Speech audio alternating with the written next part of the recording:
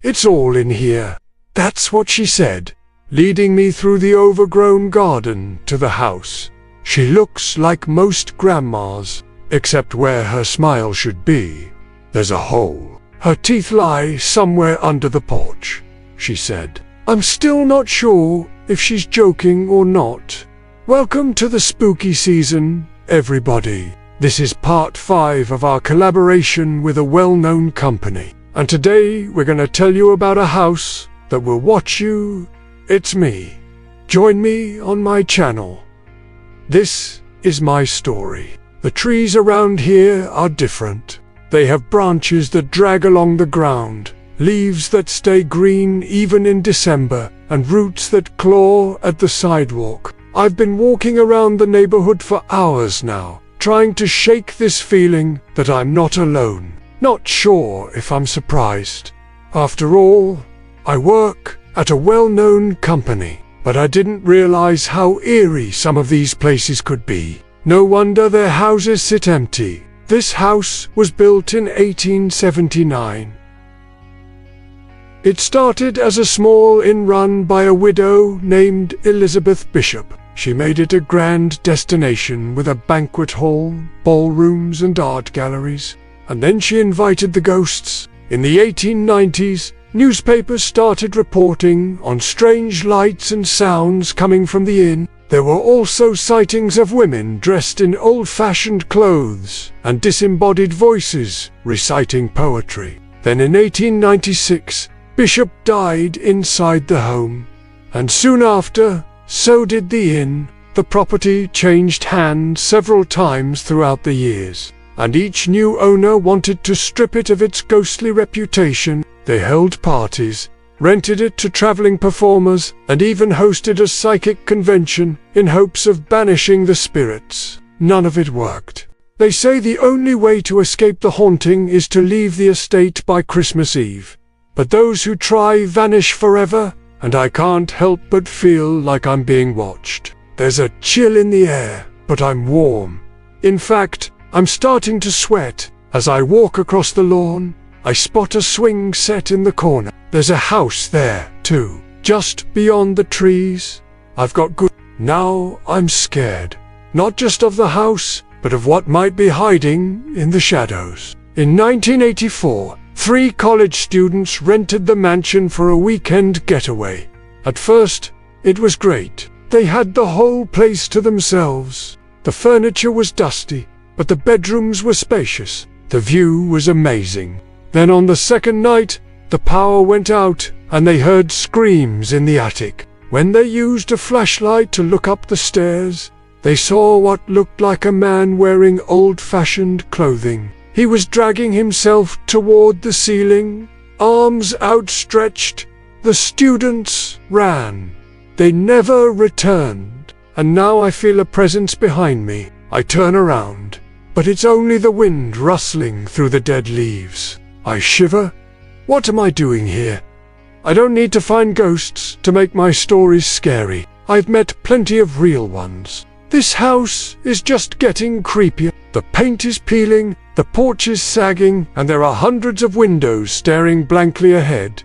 Maybe I'll find answers in the guest book. They say the house was haunted before Bishop bought it. Whoever owned it then lost their mind. They cut the heart out of their wife's corpse and threw it in the lake. Then they barricaded themselves in the house and ate nothing but apples until they died. A lot of the stories are like that.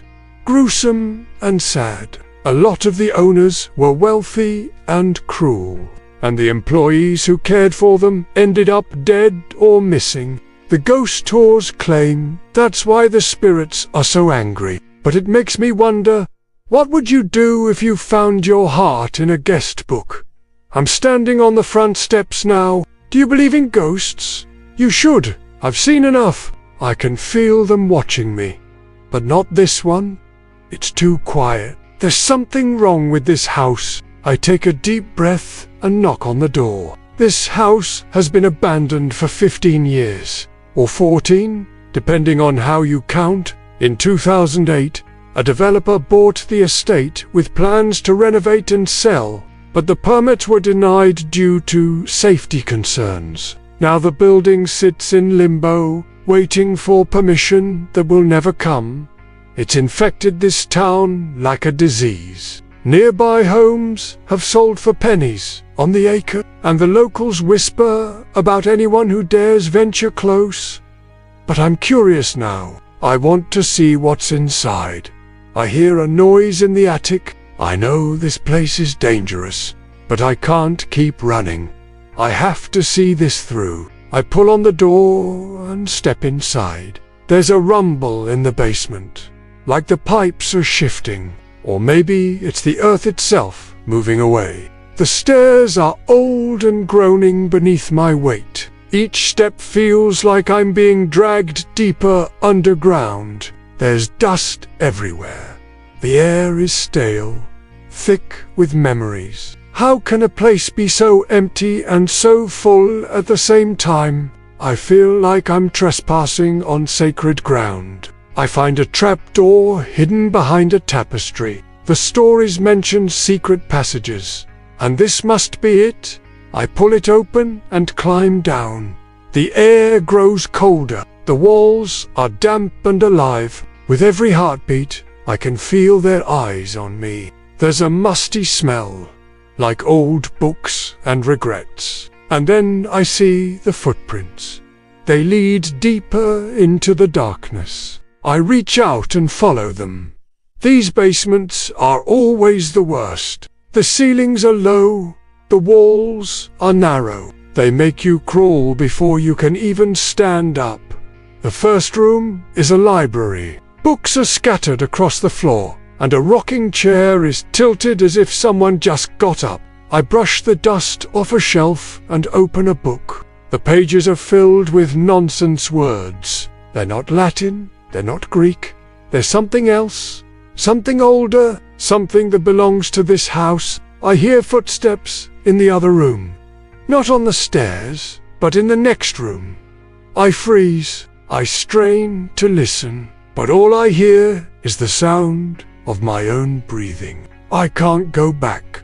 I won't go back.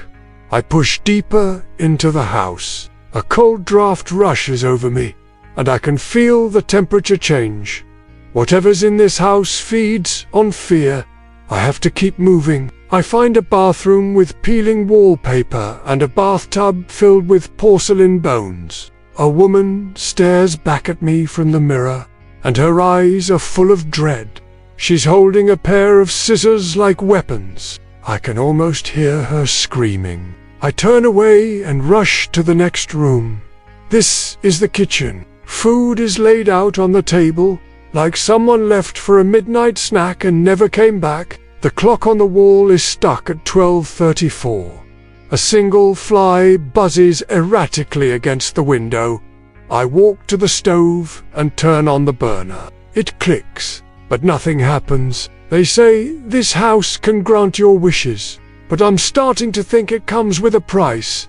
A floorboard creaks above me. I look up, but I can't see anything.